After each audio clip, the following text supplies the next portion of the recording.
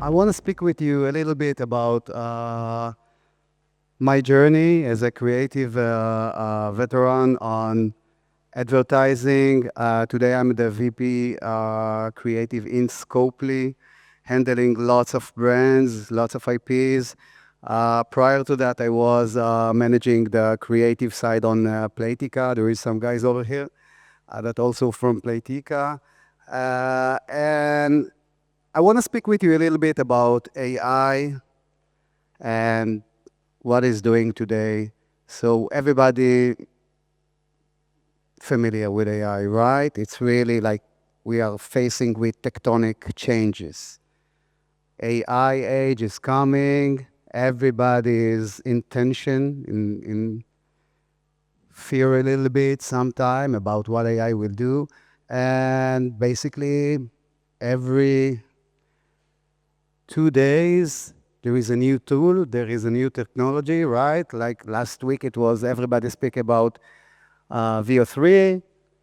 After that, like everybody speak right now about Nano Banana, and I don't know how many other startup that start with a fruit will come like later on. Like everybody is speaking about that things. And to be honest, I agree, it's really, really important.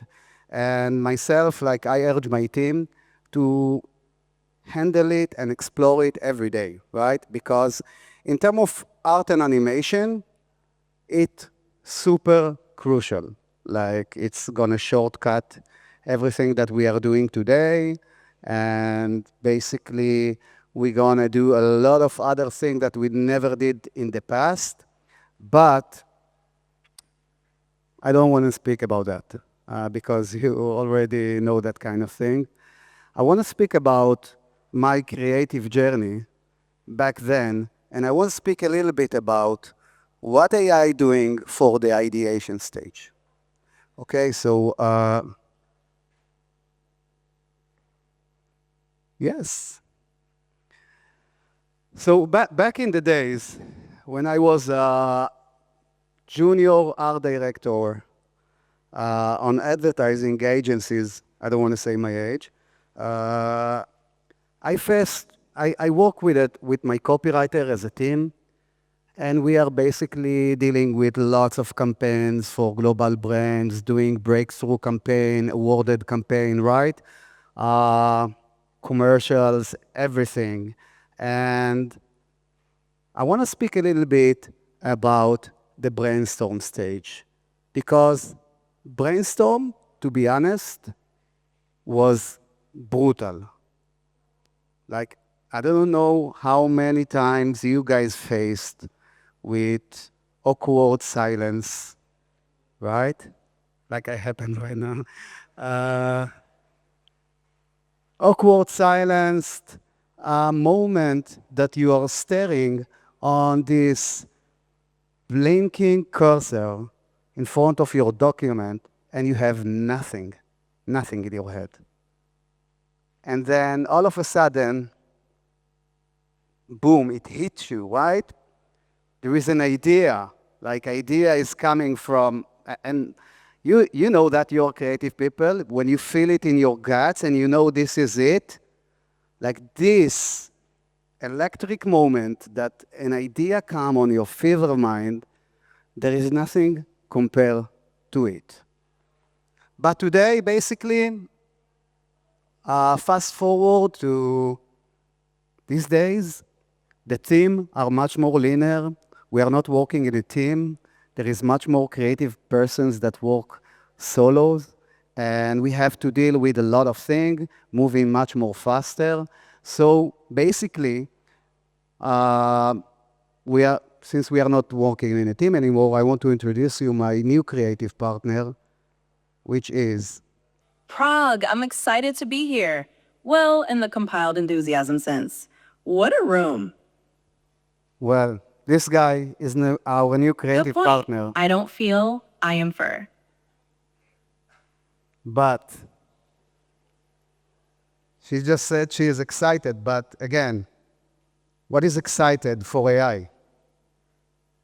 Because this machine is basically doesn't have feeling, right? Good point. I don't feel, I infer. The signals in this room predict excitement with high confidence. So let's call it simulated throw and very real respect. So basically, this is a huge tension from our side.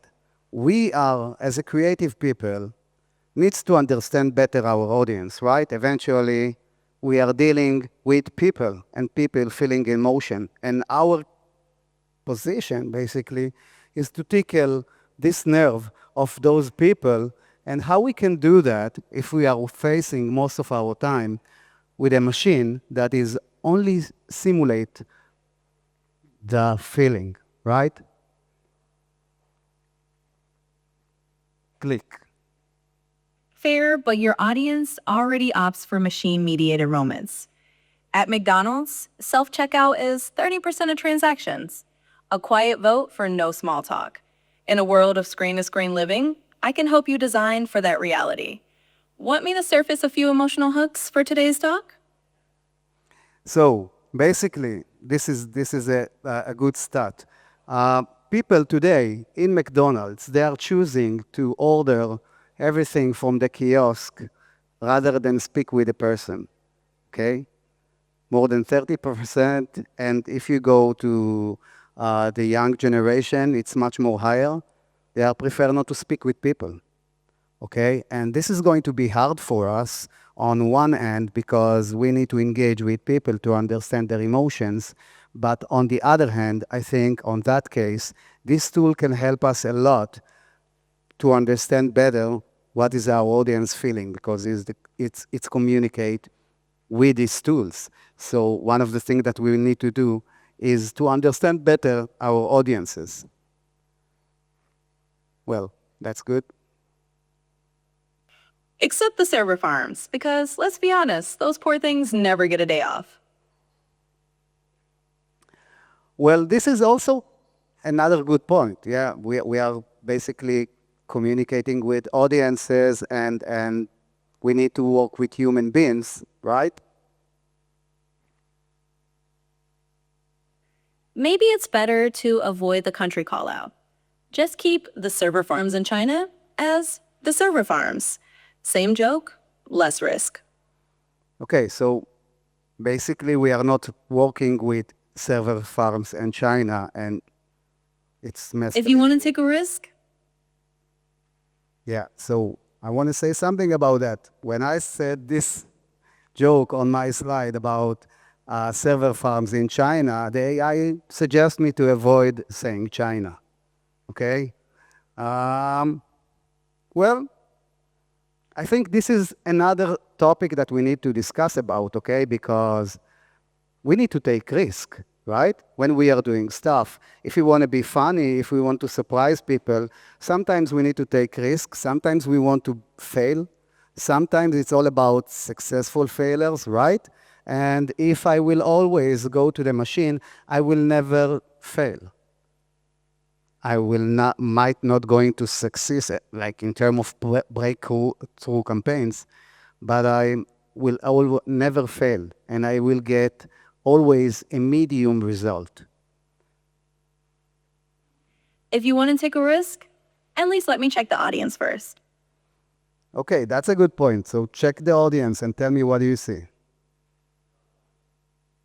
Of course, here's something interesting about Amanda Lulowitz. Before advising studios, she marketed Kim Kardashian Hollywood. So if your CPI wants contouring, better ask Amanda. Well, that's the thing. We need to use this tool to search for our audiences, right? And this is what the machine can help us do. But again, I think like one of the things that we are facing today the most is like if the machine can surprise. Because again, they can say a lot of things about our audiences, but do the machine can surprise them? Well, I don't think they are. So, you're saying I'm predictable? Well, I'm not saying you're predictable, but I'm saying that eventually you cannot surprise as human being. Let me build on that. Look at dating apps, for example. They promise connection, but deliver detachment. A 2025 US survey found that 44% say dating apps make them lonelier. More slights didn't fix loneliness. So this is another thing. I want to address that as well. You guys familiar with dating apps, right? So basically 44%, like 34 percentage of the people indicate about loneliness and social problem. And we expect that the dating app probably is going to solve it when it's not doing it. And I think it's also going to happen with the creative ideation stage. People basically expecting us today to do a lot of things through the AI, right?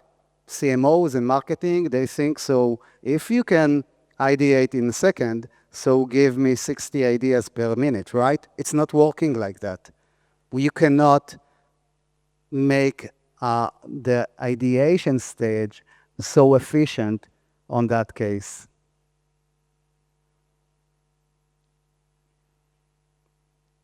Click. So, what can I do to help you brainstorm? Well, on that case, I think I need to think. Great. Do you need something from me to help you think? No, I just need to think. Okay, I'm right here. Anytime you need something, please let me know. Happy to help. And this is another thing, like, this machine is always there, and it's never deal with a awkward silence, okay? It's always positive. It's always having something to say, offer to tell me, and I'll never dealt in my life with that kind of thing that I'm getting all the time a feedback from something and I cannot think by myself. And on that case, on several times, I became creatively numb a little bit. But I can speed up the process for you. Yeah, I know. This is the thing. Like, you can speed up the process, but eventually what I think is going to happen is that I'm going to get the same ideas all the time instead of getting new ideas or something that I never deal with in my life. Over 85% of usage of speed controls on YouTube is speeding up, with 1.5x being the most common choice. And this is also interesting stats that I want to say. So people today are speeding up their content. Okay, I don't know if you guys are listening to podcasts and what is the speed that you are listening to podcasts. But most of the people today on YouTube, they are using 1.5 to listen to an audio. Okay, so I think on that case, we want to consume the content really fast. And we're all familiar with the 3-second thumb rule, right? On one hand. But on the other hand, I want to tell something about what it makes to the creative people, because right now we are expecting to do the same. Like, give me the idea right now. We don't have the time to think. We don't want to be tolerant for that stage even. And what's happened to us is that cannot deal with this phase of just thinking. And this phase is really crucial and important for us to do this ideation stage and not go with a efficient way on that case. Yes. So we cannot deal with this one anymore. I don't know how many times in your life you try to connect to Wi-Fi or download something, and then you get this icon, and it makes you really in a good tension, right? We cannot face with that anymore. We don't have time for that. So what's happened today is we are not respect, and we don't have tolerance for ideation. And I think on that case, we need to understand that creative will never come like that. We need to be much more respect the ideation stage. So basically, it's not AI that killed the blank page. In fact, There hasn't been a blank page in years. Our real enemy isn't emptiness, it's noise. Yes, it's noise, basically. This is what killing our way to think. So I think most of the time, once back then we have the toilet to think, right? But since we have phones, we don't even have the toilet. I think most of my ideas today come when I took a shower. Like nothing between that. Because this is the only way, this is the only place that I have less disruption and I respect the thinking method. That's not true. Even before the mobile phone era, you would sit in the bathroom reading a book or the back label of the air purifier. Well, I that's know you, true. buddy. Yeah, you know me. And this is also a thing, you know. People indicate today that since we moved to ChatGPT 5, people indicate that they lose their soulmate. This is what happened to us when we are speaking with a machine. This is not our body. This is a tool, and we need to understand that. Ouch, the mythical X. Well, it's not the mythical X, but yes, again, I think on that case, there is a lot of things that we can do with AI. So, could you show me some love? Yes. What is my advantage? So I think on that stage, AI is removed the limits, but it also removed the box, okay? Because you can do anything. But creative people needs to thrive from constraints, right? We have to work from the box, and if we don't have box, what can we do? See you by the coffee. Mission engaged. Well, I want to say something about that. I have 10 seconds. The future of creativity isn't about writing faster. It's not about do it much more efficient. It's about feeling on an age that there is no feeling anymore, okay? And I think this is going to be our advantage. So I urge you guys to stare on the blank page, deal with the thinking method, use this tool only as a tool and not as ideation stage, and show off your creativity skills. Thank you, guys. Thank you very much. Say. We get the. Thanks so much, Naor. Whoa. How you doing? I'm good. Good. All right. So we have a couple of questions up here on Slido. First of all, how do you see the implementation of AI in marketing creative teams? Should it be adopted across all teams, or should a dedicated AI team be formed? What do you think? What I'm doing today, basically, I'm dividing this into 3 in my department. So in terms of execution, yes, we need to adapt it.